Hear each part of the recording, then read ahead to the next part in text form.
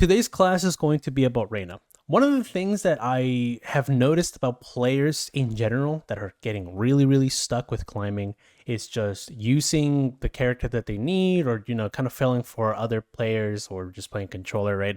Reyna is one of those characters that you can very easily use. However, there are some things that you need to keep in mind when you're playing Reyna.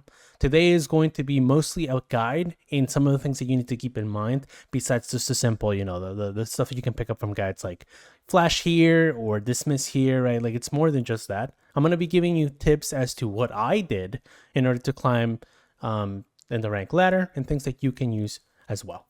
Okay, so let's get started. There's going to be a couple things we're going to be talking about. Basics, I'm going to be just giving you what exactly it is that you need to know before you click lock, and then just the things you need to keep in mind about her kit.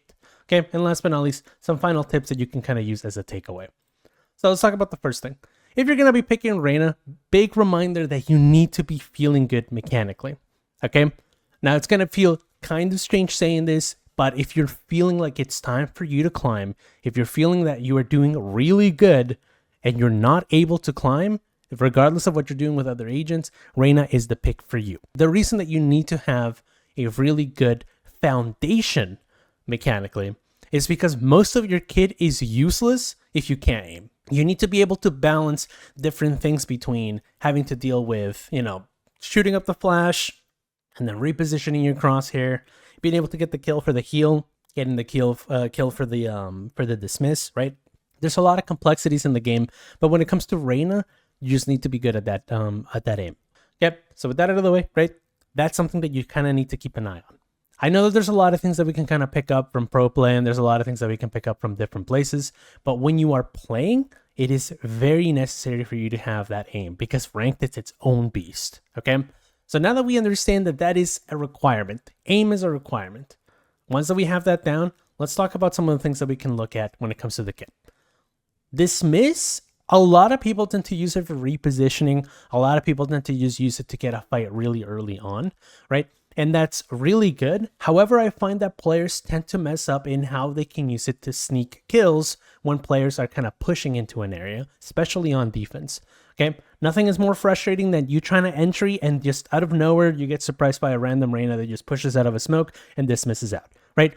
It's a really cheap tool for getting picks on the opponent. And dismiss is one of those things that you not only have to rely on that repositioning, but you can also rely on it in multiple fights. Okay, the best step that I have for you in order for you to use this dismiss is to pay attention to these chokes and a lot of these things when it comes to smokes. I find that when players tend to try to push out of an area, they tend to use a flash, and they're not really wrong in doing that. However, that defeats the purpose of you sneaking out and trying to get a fight. Okay, if you find that you've already tried that before and they're kind of like looking at you and you can't really get that fight, or you need those extra seconds, then don't be afraid to use a flash. Don't be afraid to just blind. That's not a big problem. However, the biggest success that I've had comes from just being able to dry swing out of a smoke, normally because they're kind of not expecting you to push out of them, and you can always dismiss after your kill. Okay, this is a way that you can kind of keep fights unfair for the opponent, because what happens is they see the flash, they shoot the flash, and you don't really get anything from it. Maybe you might get the flash out and you might get the kill, and that's fine, but now you use 2 pieces of utility, when in reality you could have just waited for your team to do that, right? So one thing that I've always found is whenever you see these smokes, whenever you see these chokes, it's really easy to kind of just do like a quick swing, get a fight in, and then just kind of leave. The whole point of this is to try to get as many numbers down on the opponent as possible. And dismiss makes this incredibly easy. You can't do this with any other agent besides Jet. So you can do this a lot, and very efficiently you can do this with Reyna. So don't be afraid to just kind of make fights unfair. I need you guys to feel very confident when you're taking that fight. So don't be afraid of just swinging into multiple people, because you only really need one. And you need that person to not be looking at you, and most of the time they will not. Okay, you might be thinking, oh, that's not going to happen in my elo. It happens from Iron all the way to Immortal. And I can promise you, you will be fine. You just have to have that confidence in your aim. So don't be afraid of that. Moving on. When it comes to heal, I think it's already a pretty straightforward piece of utility. I don't think anyone needs to really have any sort of tips for the heal. However, there's one thing in particular that you should keep in mind, and that is you should be paying attention to pistol round. Okay. Normally, when you're playing pistol round, I see that a lot of people tend to not understand how many like flashes or how many heals they should be buying, right? Your main objective as Reyna is to just carry that pistol round because you have a heal. Okay, you can see me kind of having just really like a really fun time on this one where we're just kind of crushing them. But you can see that just in this one alone, I'm just kind of taking space and I'm able to heal up. I'm then able to use this heal to then push for even more space. And then you can kind of see that just kind of troll here. We're just kind of having fun with this one. Just trying to catch them off guard there, trying to dismiss. But at the end of the day, that heal gives you a massive advantage that other players don't really have. And it is really, really good for you to kind of look for those fights. So my advice for you is, if you don't really have strong flashes with your team, always make sure you're buying one flash and one heal. That's going to be really strong for you to getting that first fight on attack or on that retake on defense. And then you can use that heal to then carry the rest of the fights. If you're finding that your team already has really good flashes, let's say, for example, you have a breach, you have a KO, maybe you have somebody else that is using flashes, maybe like Phoenix, right? If you don't really need that that first flash, then you can just use those 2 orbs to stay strong during the fight, okay? Because at the end of the day, you should be the one carrying those rounds, okay? So don't be afraid to just look for more fights. Don't be afraid to using that extra HP to look for more areas to kind of take, right? Just make sure that you're taking more space for your team and playing around them when you're using that HP. Okay, again, not really too much to really work with here, but pistol rounds should be carried by you. This is where things start getting a little bit dicey. I just mentioned that if you have some extra people with flashes, you don't really need to buy flashes. Normally, more often than not, in the ranked ladder, you're going to see that some people are, even with good flashes, might struggle. And then you can kind of use that pistol round to sort of gauge how good they might be. You're going to notice that having that flash is going to be really, really strong. And this is a good, strong example of why you will need that flash. You're going to notice here that I took a fight into multiple opponents and I still had a flash. This was an easily preventable fight that I could have easily just taken. If I had just thrown my flash up, I could have gotten the person over in Boiler potentially, getting a trade, and then being able to either heal or dismiss out. Okay, whether it was planned or not, you're going to be encountering multiple fights many, many times, and it is up to you to be able to sort of like sift through the crowd and be able to pick one opponent off. Okay, when you're using dismiss along with the flash, you're going to have an easier time getting away from those fights, not to mention that they increase the speed of the dismiss, so you should be able to reposition it a little bit faster. Okay, but in order for you to stop struggling with these multiple fights or these encounters, try to use that flash. So make sure you always have one flash. If you have to choose between a heal and a flash, you get you get one heal anyway at the start of a round. So don't worry too much about not having that second heal, because you can always fall back on that flash. If you have something like an ultimate, right? Ultimates, I'm going to talk about them in just a second. Ultimate doesn't run out anymore. If you really could just spend a little bit more into getting that flash, be my guest. One thing that I've done in particular is just bought half shield so I can still have that flash. Because at the end of the day, with that flash, I can get another heal, which can put me back to full HP. Again, it's not going to decay, it's not going to run out. And I still manage to use that flash to get a kill, right?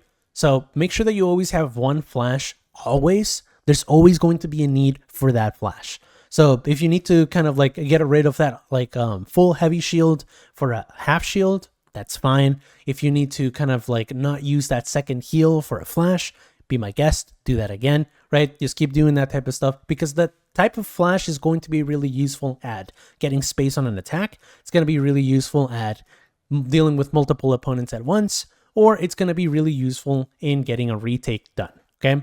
Again, at the end of the day, you need to have that confidence when you're taking space. So don't be afraid and don't be a fool like I just was right now in this situation, and use that flash when you need to, okay? So that out of the way, that kind of concludes with those pieces of utility. But what about the ult? Well, I talked about how the ult has been changed, right? It doesn't go away, right? So when it comes to how you're going to be playing with the ultimate, it's pretty simple. If you're not really planning to do anything too special, your ultimate can just be used at the beginning of the round. You can use it to get really good kills. Simply, you can use it as I'm doing right now. You can use it to get a kill, reposition, and kind of look for more kills, right? it's really easy to just kind of pop it at the beginning and just take sight with it. However, I've found that some players tend to fall for the ult. Since you can use it at the beginning of a fight, a lot of people tend to prime themselves to be ready to fight this ultimate, right? So one thing you can do with it is you can actually fake sights with the ultimate. Let's say, for example, if you've been playing aggressively, if you've been playing for that space, if you've been using your flashes to take areas, right? The enemy team is going to be conditioned by your aggression, and they're going to expect you to take, whatever area you're looking for. Maybe it's A main, maybe it's B main, right? What you can do to sell a fake is just pop your ult whenever you make that noise. It's really going to seal the deal. And it may seem like it's not much. It may seem like, oh, it's just your ultimate, right? They're not going to think twice about it. Trust me, believe me when I say that people have fallen for this tactic simply because the pressure that you're putting in is too much for them to ignore. And even though it's not the flashiest choice, it can get the job done when it comes to taking that space and making sure that you're faking it, okay? And even if you're not faking sight, I already talked about this, you can pop your ult ASAP. You can use it after a flash. You can use it before you take an area. You can use it like I did just here, right? Where my intention was to pop it right as soon as I was ready to take sight, right? Try to pay attention to all of these different things. But don't be afraid to pop it. There's no perfect time anymore. That thing is never going to run out. So don't be afraid to just use your ultimate. Okay, that is one of the more valuable tools that you're going to have. So far we covered Dismiss should be really useful at catching players off guard, being able to use those chokes, being able to use those smokes to catch them off guard, using heal to carry pistol rounds, using flash always whenever you're taking big fights or whenever you're dealing with a choke point, retaking, taking a main area or entering site, right? These are all the points, and last but not least, using your ultimate. But what about some random things that you should know about the character? Okay, first thing, just in general, if you're not going to be playing with a duo or if you don't really trust your team, I would recommend the one flash, one heal for pistol, and then whatever you really want in terms of guns of your choice. I found that the Ghost works for me. I find that some people like to use the Frenzy. I know that some people like to use the Classic with a half shield, right? Whatever choice you pick, make sure that you at least have one flash and one heal at all times, okay? When it comes to flashing, there's a lot of different techniques that players might use, okay? Flashing high tends to be the most popular choice, okay? But what I see a lot of players do is that they don't really consider the fight that they're taking. So for example, in this situation right here, you're going to notice that I flash high, but I don't flash super high. And the reason for that is there could be a player that could be around the corner. There could be players that could be pushing up. So be mindful of who is behind that wall when you are flashing, okay? Let's say, for example, I am ready to take this main space over here, right? If I were to flash really high, this is good because this way I can reach players that are way farther back and they're going to be seeing this flash. However, I need to be aware that if I flash really high and someone's really close to this choke, they're not going to get flashed. Okay, so be mindful when you're throwing that flash high. Again, 90% of the time, you're going to be okay in throwing that flash really high. Okay, so don't worry too much about that. The next thing to consider is that your flash is the best flash in the game when it comes to ranked. And that's for one reason. Think of the times that a Yoru has flashed you. Think of the amount of times that your own Phoenix has flashed you. Okay, same thing with Breach, same thing with KO, right? These things happen. Reyna cannot flash your team. So what happens is your best option is to always use that flash alongside another piece of utility. So in this situation, you can see that I threw my flash for the Gecko to kind of go in, and you can see that I'm going to throw my flash with the dash that it's about to go in, right? Pretty much these pieces of utility are working in tandem with one another, so they don't get distracted by one piece or the next, and they have to deal with multiple pieces of utility at once. This is something that we talked about when it came to that attack crash course. Make sure that you're using your utility with each other, okay? And in this position, you're always going to be able to enter with this flash because no one's going to get flashed by it, and it's still going to remain up. The only weakness, of course, is that you can shoot it, and it's really easy to hide from it. But at the end of the day, if you're throwing it all at once, you shouldn't have to be concerned over that, okay? Whenever you're flashing an angle to contest, so in this example, let's say I was flashing this corner right here, don't flash behind you. This is actually a common misconception. People think that it's enough for them to, get their crosshair thrown up. It's not going to be as successful as you think it is. Throwing a flash behind you is not really the best method, simply because if the enemy wants to stay and tank the flash, they can still see you if you are in front of the flash. So in this position, for example, if I were to throw the flash behind me, they can still see me. Because at the end of the day, the flash and anything in front of the flash is still visible. Okay, so if you want to contest an angle, for example, let's say you want to contest A main on ascent, and you throw that flash behind you, they can still tank that flash and they can still see you.